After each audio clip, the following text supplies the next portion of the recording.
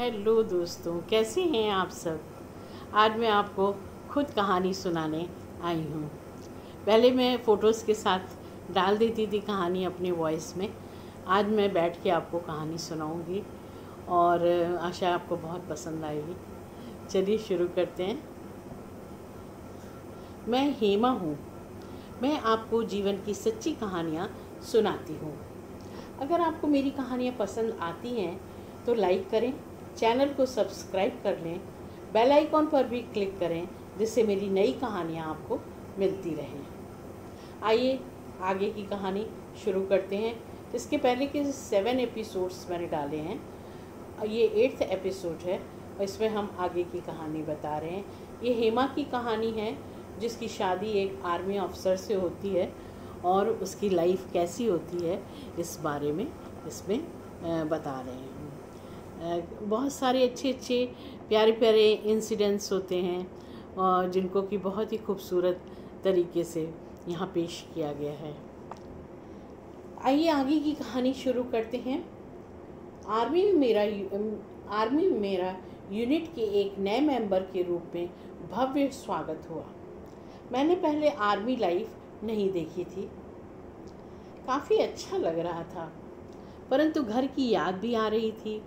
माँ को मैं ऐसे हाल में छोड़ कर आई थी।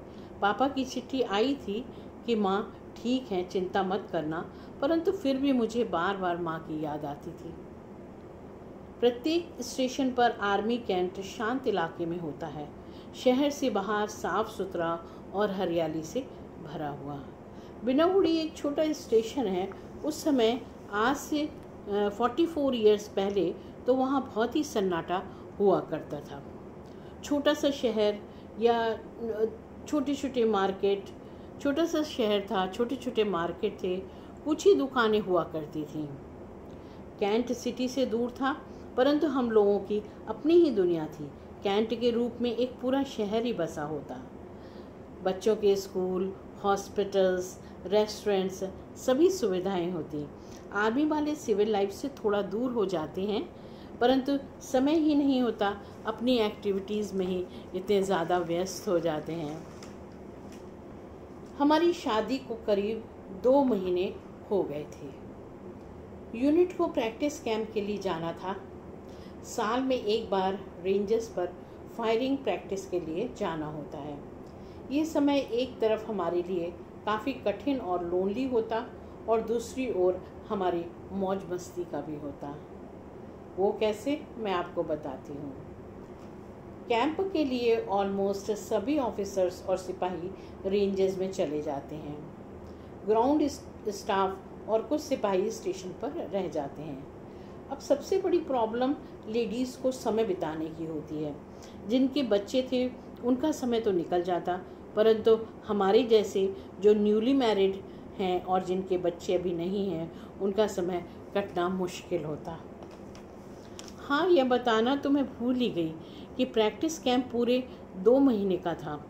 आसपास न मायका, न ससुराल, न कोई रिश्तेदार, कोई भी नहीं होता। हम लेडीज़ को आपस में ही टाइम पास करना होता। आर्मी की पोस्टिंग ऐसे दूर दराज स्टेशंस पर हो जाती हैं, जो कि वहाँ पर आपस में ही फ्रेंडशिप से हम आगे बढ़ सकते हैं।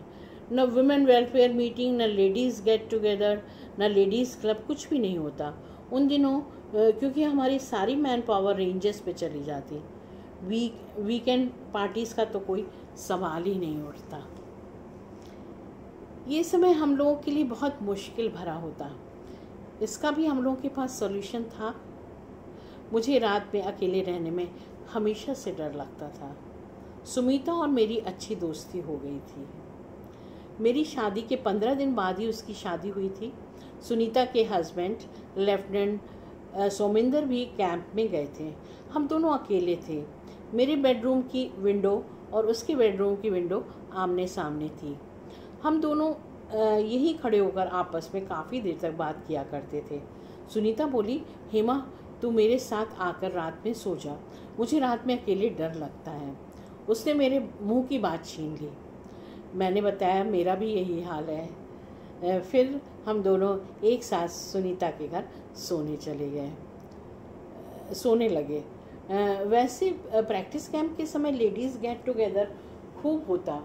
कभी किसी के घर हम सब लंच में एकत्रित होते, तो कभी किसी के यहाँ, मतलब कभी कहीं लंच होता, कभी डिनर होता, आपस में मिलते रहते जिससे कि टाइम अच्छे से पास हो जाए। हम सब करीब 15 लेडीज़ थी। खूब गपशप होती, गेम्स होते, कभी तंबोला तो कभी कोई और गेम। इसी प्रकार हम जंगल में मंगल मनाते। समय तो बिताना ही था, रोध होकर बिताने से अच्छा है कि पार्टी मनाकर बिताएं। हमारी कमांडिंग ऑफिसर की वाइफ बहुत अच्छी थी, हम सब का काफ़ी ख्याल रखती। चूँकि वह सीनियर मोस्ट थे तो उनके पास मैन पावर और हेल्पर्स अधिक थे। वही हमारे कमांडिंग ऑफिसर थे जिन्होंने सबका लुक आफ्टर, उनकी वाइफ काफ़ी मतलब हेल्प करती थी, हाल चाल पूछती रहती थी, कोई भी ज़रूरत हो तो हेल्प करती थी। यूँ तो एक हेल्पर हम सभी के साथ थे। हमारे फ्लैट्स के ऊपर ही उनके रूम थे। खाना खाने वो आर्मी मेस में जाते, बाकी सारा समय वो यहीं बिताते, वो यहीं रहते। बाज़ार से कुछ सामान मंगाना या जो भी छोटे मोटे काम होते उसमें हेल्प करते हैं। जीतू को गए 15 दिन हो गए थे। आज हम सबका लंच मिसेस प्रधान के घर था।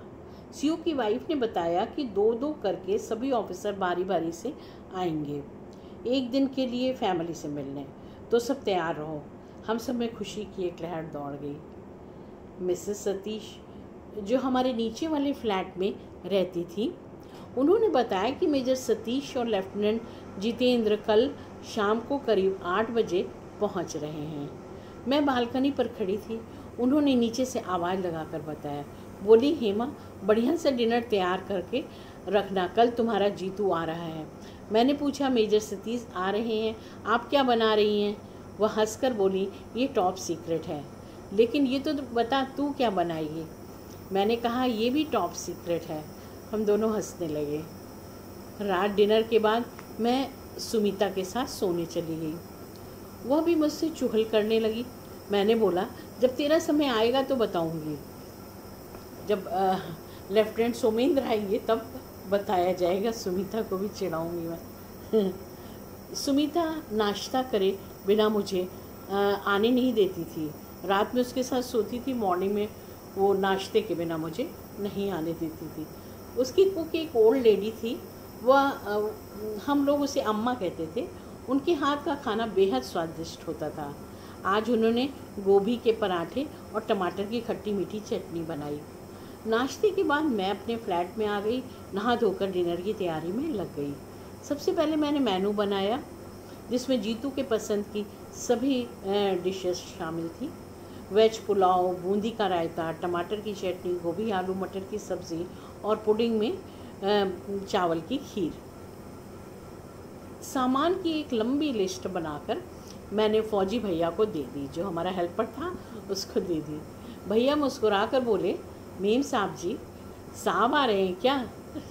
मैंने हंसकर हाँ में सिर हिलाया। भैया को भेजकर मैंने लंच में अपने लिए खिचड़ी और हरी चटनी बनाई।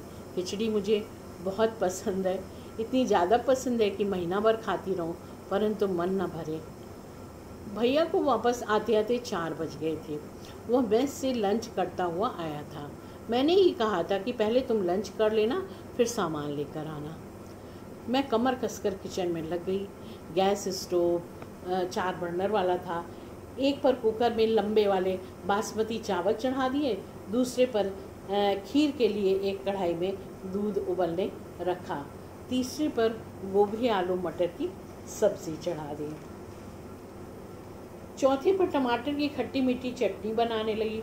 ये चटनी 10-15 मिनट में बन जाती है। फिर मैंने रायते के लिए दही में बूंदी डाल दी। इधर कुकर का चावल तैयार हो गया था और खीर में चावल तकरीबन पक गए थे। प्याज, टमाटर, अदरक, लहसुन, बीन्स, कैप्सिकम, कैरेट सब पहले से ही छोटा छोटा काट कर रख लिया था। चॉपिंग में सबसे ज़्यादा टाइम लगता है और सबसे ज़्यादा डिप्रेशन होता है चॉपिंग करने में। आजकल तो बहुत चीज़ें आ गई हैं चॉपिंग के लिए, लेकिन उस टाइम कुछ भी नहीं हुआ, इतना ज़्यादा नहीं होता था इलेक्ट्रिक की चीज़ें। आज से 44 ईयर्स पहले तो करके रख ली थी। पुलाव के लिए काजू, किशमिश, इलायची और नारियल सब तैयार करके रख लिया था। अब कढ़ाई में घी डालकर पुलाव तैयार कर लिया। खीर में काजू किशमिश इलायची डालकर चीनी मिला दी और ऊपर से कुछ केसर के धागे डाल दिए, जिससे खीर का रंग बहुत ही खूबसूरत हो गया। ये केसर जीतू जब कश्मीर गए थे तब लाई थी। रायता और गोभी तो तैयार हो ही गए थे। सभी आइटम्स को नए डिनर सेट के डोगों में लगाकर डाइनिंग टेबल पर सजा दिया। सब करते करते 7:30 बज गए थे। मैं फ्रेश होने चली गई। जीतू के पसंद का गुलाबी शिफॉन का सूट पहना। मैं बेसब्री से जीतू का इंतज़ार करने लगी। नई नई शादी हुई थी और बहुत एक्साइटेड हो जाता है इंसान। बहुत दिन बाद मिले तो, बहुत ज़्यादा दिन नहीं हुए थे, 15 दिन ही हुए थे। 8 बज गए थे। अभी तक जीतू की गाड़ी नहीं आई थी। किसी भी गाड़ी की आवाज़ आती तो मैं भागकर बालकनी में जाती। करीब 7:15 बजे मिसेस सतीश की आवाज़ आई। वो मुझे बालकनी में बुला रही थी। मैं भाग कर गई। नीचे देखा तो मिसेस सतीश और मेजर सतीश खड़े थे। मैं समझी जीतू भी आ गए हैं। भागकर मैं सीढ़ियों की ओर गई, परंतु तभी मेजर सतीश ने आवाज़ दी, बोले हेमा, जीतू को छुट्टी नहीं मिली है, अभी वो 15 दिनों तक नहीं आ पाएगा। इतना सुनते ही मेरा मन बुझ गया। इसके आगे वह क्या बोल रहे थे मैं नहीं सुन पाई। मेरा दिमाग ही सुन्न हो गया था। आंखों में आंसू आ रहे थे। भागकर सीधे बेड पर जाकर गिर गई और फूट फूट कर रोने लगी। मिसेस सतीश और मेजर सतीश लगातार आवाज़ दे रहे थे, लेकिन मैं बाहर निकलने की हालत में नहीं थी। मिसेस सतीश भागकर ऊपर आई, मुझे चुप कराया और हाथ पकड़कर बालकनी में ले गई। नीचे मेजर सतीश खड़े थे। मुझे देखकर उन्होंने आवाज़ दी, लेफ्टिनेंट जितेंद्र, बाहर आ जाओ, तुम्हारी दुल्हन बहुत रो रही है। बालकनी के नीचे ही गैराज था। उसके बड़े से लोहे के गेट के पीछे जीतू उसके पीछे छिपे हुए थे। वह हंसते हुए बाहर आ गए। उन्हें देखकर मैं और भी इमोशनल हो गई। मुझे बहुत खुशी हुई देख के, लेकिन गुस्सा भी आया कि क्यों मेरे से झूठ बोला, क्यों छिपाया, क्यों तय किया। तो भागकर मैं बेडरूम में चली गई। अभी भी आंखों में आंसू बह रहे थे। जीतू भागकर ऊपर आए और बेडरूम में आकर मुझे उठाकर कसकर सीने से लगा लिया। मैं नाराज़ होते हुए बोली, ये कैसा मजाक है। वह बोले, सॉरी, मुझे नहीं मालूम था कि तुम इतनी इमोशनल हो जाओगी। आइडिया मेजर सतीश का था, मैं भी उनकी बातों में आ गया। तब तक मेजर सतीश और मिसेस सतीश भी ऊपर आ गए थे। दोनों बोले, जब तक तुम आंसू पोंछकर मुस्कुराओगी नहीं, हम यहाँ से नहीं जाएंगे। मैंने आंसू पोंछकर थोड़ा मुस्कुराने की कोशिश की, इसलिए नहीं कि वो चले जाए वहाँ से, इसलिए कि सब स्थिति सामान्य हो जाए। उन लोगों के जाने के बाद जीतू ने मुझे प्यार से हक किया और बोले, 15 दिनों में ही तुम कितनी दुबली हो गई हो। पता नहीं क्या था, दुबले हुए थे या मोटे हुए थे। मुझे देखो, मैं कितना तगड़ा होकर आया हूँ। हम दोनों हंसने लगे। डिनर टेबल पर लगा था। खाना खाते हुए जीतू खाने की तारीफ करते जा रहे थे। उन्हें सभी डिशेस पसंद आईं, लेकिन खीर बहुत अधिक पसंद आई। मीठा उनको ज़्यादा पसंद नहीं। अभी भी आशा है आप सबको मेरी ये कहानी पसंद आ रही होगी। यह 100% सच्ची कहानी है। जैसा हुआ था वैसा ही वर्णन कर रही हूँ। अगर पसंद आ रही है तो लाइक कर दें, चैनल को सब्सक्राइब कर लें। मिलते हैं अगले वीडियो में फिर एक मनोरंजक दास्तां के साथ। Bye, take care.